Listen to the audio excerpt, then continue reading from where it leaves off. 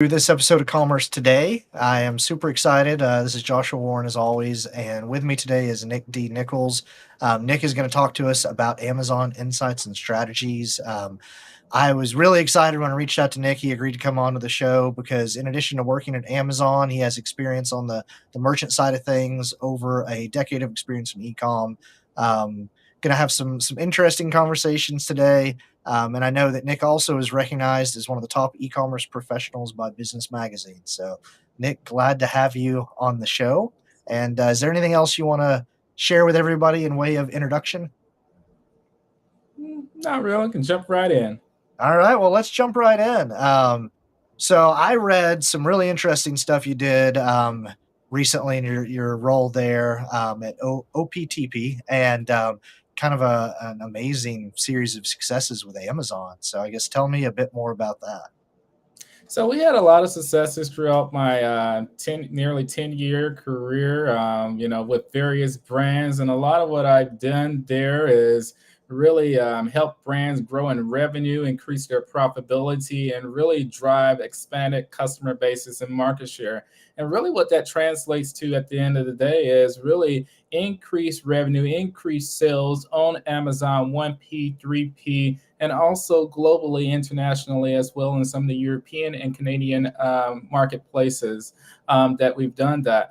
A lot of strategies, some of those strategies include really basically, flying the plane and changing the engine in it at the same time, where, we have a lot of cleanup, we have a lot of, strategy development and strategy improvement, and really just optimizing for the best results possible, ensuring that no stone goes unturned, and really just driving the type of results that we really want to see on that particular marketplace, and really just kind of taking that high level vision, those things that we dream about late at night, and where we want to see this right here go in terms. You can be a health and fitness brand, you can be a food brand, you can be a furniture brand, you can even be when it comes to selling toddler clothing, whatever brand it is on Amazon.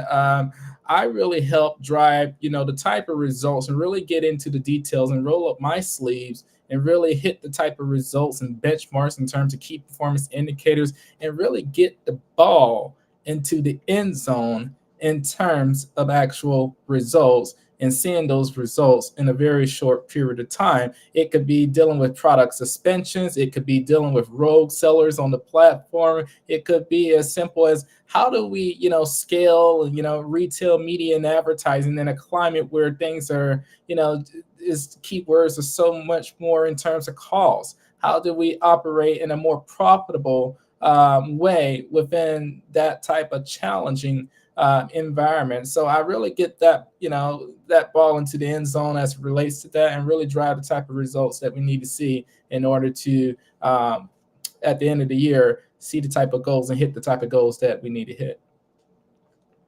Man, I have so many questions. I would say kind of the two things that surprised me the most out of some of those results, like so often we look at how do we increase revenue, how do we increase traffic, things like that. But seeing how you were able to reduce the FBA costs basically by arguing with Amazon, and then seeing the how you were able to claw back so many chargebacks, like I guess tell me more about that and kind of what you have to do to get Amazon to treat you as the brand the right way. Absolutely. I'm going to take a step back initially, because one of the things that we've been seeing year after year after year, and it's really starting to get ridiculous, but it's just the way that Amazon operates, is we start to see FBA fees really increase on that marketplace. They're continuously growing year over year. Amazon is increasing those fees, increasing their fulfillment fees, increasing their packaging and fees, or whatever it takes to really kind of just make sure those products get out to the customer. And that really hits the bottom line of a lot of those different merchants and a lot of those different brands that really sell on that platform, and eats up at the margin. So what I have to do is really kind of get into the details, and if you want to call it arguing with Amazon, argue with Amazon, and really in a systematic way, and really claw back a lot of those what I call wrongful price increases. Sometimes you deal with chargebacks, and Amazon, issues those chargebacks, basically an expense or a cost for to you or to a particular brand. You could have packaged this wrong, or you could have put this label on that pallet wrong before you actually ship that particular amount of inventory out to Amazon. Or had Amazon, they charge for anything these days. So really, what I do is really kind of claw back a lot of those returns, and like I talked about earlier, improve profitability. Because when you claw back those returns, those calls, then we actually are able to get back a lot of revenue that we don't want to just give away to Amazon or things like that. So I have to work with Amazon. And I always say, dealing with Amazon is like walking into a blind room, a dark room with a blindfold on your face, and you're trying to get to the other side of the room without bumping into anything. So when I'm trying to, work with Amazon in order to get a clawback a lot, that's what the process is like. But at the end of the day, I've seen a lot of good results with, clawing back a lot of those wrongful chargebacks. But in addition to that, I dealt with a situation where, in multiple cases, where Amazon was holding over millions of dollars in either Amazon UK, Amazon Canada, and they was holding it for nearly 2 years. So I had to come on board and say, hey, okay, well, Amazon, you've been holding these dollars for a little too long, and they're sending us through through the runarounds. I'm like, okay, let's get straight to the point. I have to deal with Amazon like I'm doing. And the reason that I'm able to deal with Amazon so successfully, I think like Amazon. It really just kind of, trained myself to be like Amazon and in that particular way. And we was able to claw back several millions of dollars in terms of revenue that it was holding wrongfully, for nearly 2 years. Was able to do that in less than 4 months, just kind of due to, my experience. I just I just spent a lot of time working with Amazon. Dealing, it hasn't always been easy. I dealt with a lot of challenges and a lot of pain points, but I never gave up when it came to dealing with Amazon. Because when you see a lot of people see barriers and and roadblocks, and I see that too. But I also see, if we can get to the other side of that, there lies opportunity. There lies revenue growth. So I don't give up because of that simple fact that if we can get past whatever the challenge, whatever the pain point, and problem solve it successfully, then we can reap those rewards in a very good way. Nice. So you mentioned a couple of times, 1P, 3P, domestic, international. A question I get a lot is like, should we sell first party or should we sell third party? And then kind of beyond that, should we sell only on Amazon.com or should we look at the international marketplaces of Amazon as well? How do you like, what's your advice to brands that are trying to make those decisions? My advice is, and I'll just be very transparent, there is pros and cons to doing business on 1P and 3P. So that's Seller Central, 3P, Vendor Central, 1P. Some of those pros, one example of those pros and cons is you have less flexibility on price on that of 1P. And whereas on the 3P side, you'll see revenue growth, but you won't see it as much as that on the 1P side, because the 1P side is a machine. Amazon cuts those POs, and if you're really good from the brand standpoint, you fulfill all of those POs and don't leave any revenue on the table, and really maximize that revenue. So there's pros and cons to both. And and my experience, you can really, some brands take advantage of the hybrid approach, where you can sell on 1P and sell on 3P simultaneously, and really see success on both marketplaces. And then really kind of say, hey, if you're having some hiccups with products, because not all products are, you got to make sure that it's profitable. You got to make sure you have, you're running positively in terms of margin. And sometimes you can't do that on 1P, but you can do that on that 3P. So weighing those pros and cons is essential. And then when it comes to, looking at, okay, where do we go next? How do we expand? How do we grow? We look at, marketplaces overseas. A rule of thumb, and I'm gonna say this right here very, very directly: if you don't sell internationally with your particular brand, someone will. So why leave revenue on the table But most brands are like, well, how do we go overseas? How do we start selling? Because it's easier said than done. But I believe having the right strategy when you're going over there to those international marketplaces for Amazon, i.e. UK or Canada or some of those other ones as well, you have a strategy in which you plan out before you actually go over there. The type of strategies that I used in the past, and I give you one. Instead of going over there with your entire catalog, which can be very expensive and require a lot of legwork to do, go over there a little bit more strategically, do the research in advance and say, hey, what amount of products, what set of products that I want to go over there internationally with? Instead of going over there with the entire catalog, let's go over there with the right products out of the catalog, whether that be 10 to 20, and let's start there with that type of approach. And then let's scale those products and then take a step back and say, hey, what do we do more? Where do we go next? And look at it from that approach. And I think that's more of a middle of the road type of approach. And most brands can really handle that from an execution standpoint instead of trying to go over there and really, launch all of your products. And that's more of a heavy lift. So true. I feel like so many times it's easy for people to hear, oh, there's money to be made expending on Amazon. So they just it's almost like a single line item in their plans for the year, for the quarter, launch on Amazon UK. It's like, well, there's more than just one thing you got to do there. Like it can be a heavy lift for sure. So we joke sometimes on these episodes about just how much I like to talk about AI and that an episode can't go by without mentioning AI. So there's been a lot of stuff, and I saw even this week kind of some more news out about how Amazon's going to be using generative AI in listings, and just obviously I've seen the way they use it with the summarizing reviews. What sort of revenue impact do you see generative AI having on both the 1P and 3P sellers on Amazon? Well, generative AI, I call it Amazon intelligence as versus artificial intelligence, but it has already begun. When it comes to Amazon, has already started inserting in generative AI into different points of the actual product detail page. And one of those key points are, whereas brands used to come up with their product title on their own with a mix of keywords and really what describes the actual product, now you're able to get with some brands actual suggestions from AI to say, hey, this is what you should list your product title as on Amazon for your particular product versus you coming up with it yourself, because Amazon is a data driven platform. And in order to be successful on that platform, you have to be data driven. So versus trying to do that yourself, AI is already starting to say, hey, this is what your product title, and what that does, that increases the amount of time and that you can really launch those products, and really takes less to really get everything up there started when it comes to that. But in terms of the revenue impact of that, when you have generative AI, it's looking at a lot of different data points that Amazon is really, defining in the background.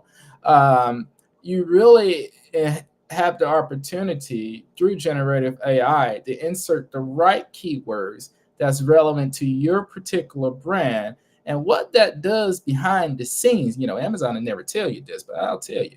And what happens behind the scenes is, you got all those different secretive, Amazonian algorithms that's really, saying when a customer types in, a particular keyword, what, that is doing is getting the right customers to your particular product and driving as much traffic to your particular product as possible. And, out of all the e-commerce platforms in the world, Amazon has the most traffic. And the importance of traffic is traffic translates into sales. More traffic that you have, the more sales that you get, and the more revenue that you're actually able to drive.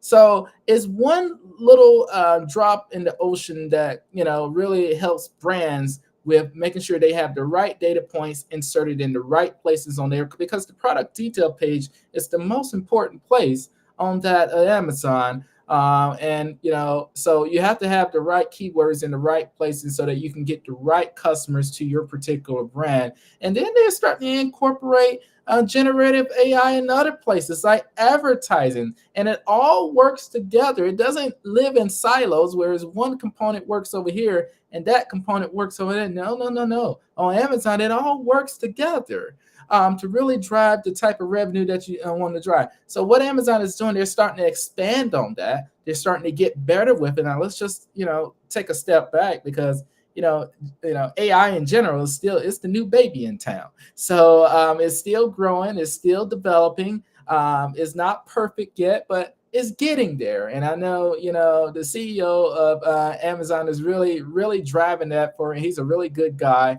and doing a lot to really implement that throughout Amazon, and have Amazon really be a leader in the AI universe. And I always say Amazon is the best.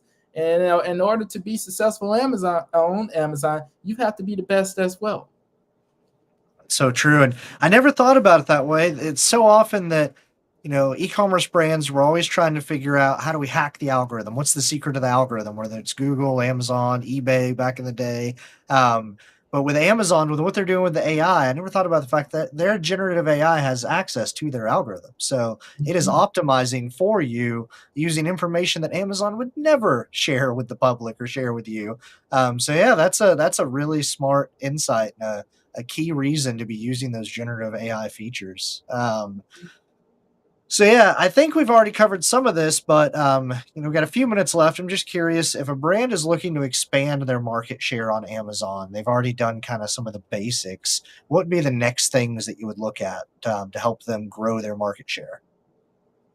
Well, it's not a one size fits all type of approach. And I think, for each individual brand, you're going to have, different strategies that you take. But in general, I would say that, looking at what your competition is doing, looking at what your competition is not doing, I would say, Amazon is, you remember, when I was growing up, we used to have a Sears catalog in our house. And it was essentially, you would order products from the catalog and you have them delivered to your house. Well, Amazon is the same thing. It's just a little bit more update. I would say, e-commerce is the digitalization of that catalog, and Amazon is the leader of that. And I would say, in addition to that, when it connects to that and actually, growing, is looking at what your competition is doing, looking at what your competition is not doing, developing the best strategies, making sure that there's no rock unturned, and really taking the time to understand and learn how to understand the data that you, because you get a ton of different data points from Amazon, from different areas on Amazon. But and I see a lot of softwares out there as well, but you still have to have the subject matter expert behind the scenes that can interpret that software, that can interpret that data and say, what do we do next? Where do we go next? How do we actually grow? So the way to actually grow on Amazon in any fashion is having a data-driven approach to everything that you do.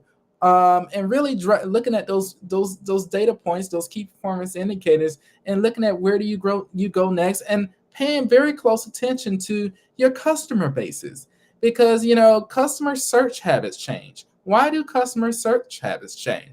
Because customers change. I would say here in the US particularly, the US economy is 70% consumer driven. So, when those customers' search habits change, it's going to really change the course of your brand. So, you really have to stay on top of what the customer is actually doing, and adopting and adapting to those particular changes, so that you can really drive the results that you need to see. Is it easy? No. But is it possible? Yes. And I see so many people get frustrated with, the ins and the outs of Amazon, and I too. But guess what? Like I said earlier, I never give up on it. I keep going. I keep finding ways on how to get better, how to be better, how to optimize, and how to take a brand to a new level in terms of increased revenue growth, increased profitability, and increased market share. Nice. Well, with that, we do try to keep these episodes nice and short but impactful. So I'll go ahead and start closing things up. I will say that Nick's LinkedIn profile will be linked to in the show notes, and then I will also link to anywhere else that I need to so people can find you, Nick. I would definitely encourage y'all, if you're not already following him on LinkedIn or connecting with him otherwise, please do so. I have learned so much about Amazon just through our few chats that we have had. So thanks everybody for tuning in to Commerce